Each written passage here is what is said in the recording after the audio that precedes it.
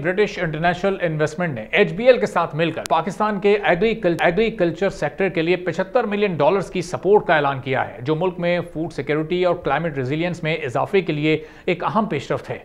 Agriculture sector मुल्क की GDP में 23% से जायद का हिस्सा रखता है और मुल्क की कुल वर्क फोर्स का 40% के करीब एग्रीकल्चर सेक्टर से ही मुंसलिक है।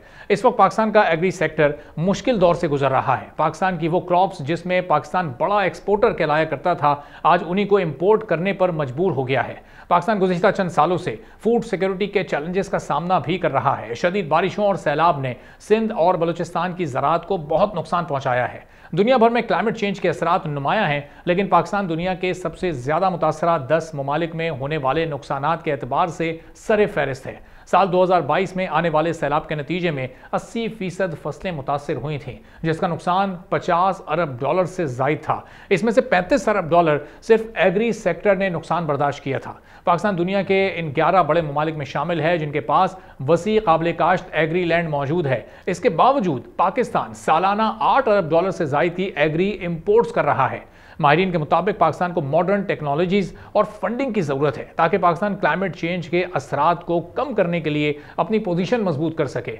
ब्रिटिश इंटरनेशनल इन्वेस्टमेंट और एचबीएल की पार्टनरशिप के नतीजे में मिलने वाले $75 मिलियन की सपोर्ट एग्री सेक्टर से वाबस्ता अफराद की मुश्किलात में यकीनी तौर पर आसानी पैदा कर सकती है, कमी ला सकती है। और ब्रिटिश इंटरनेशनल इन्वेस्टमेंट और एचबीएल की पार्टनरशिप के जरिए छोटे किसानों, डेयरी और पोल्ट्री फार्मिंग के लिए फाइनेंशियल सपोर्ट फराहम की जाएगी, जिससे प्रोडक्शन और इनकम में इजाफा किया जा सकेगा।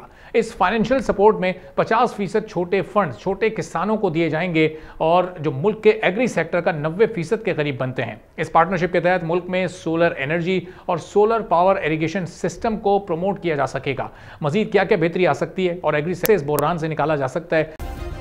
सब्सक्राइब करें और बेल दबाएं ताकि कोई खबर रह न जाए।